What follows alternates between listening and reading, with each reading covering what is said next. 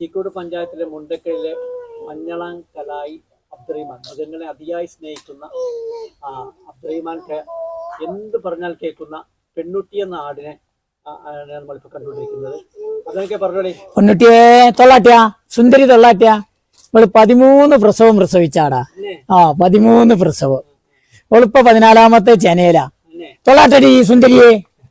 ഓള് അഞ്ഞൊരുമ്മ ഉണ്ടാ, ഒരുമ്മ എന്ത് പറഞ്ഞാലും ഓള് അനുസരിക്കും. ഒരുമ്മക്കുണ്ടാ.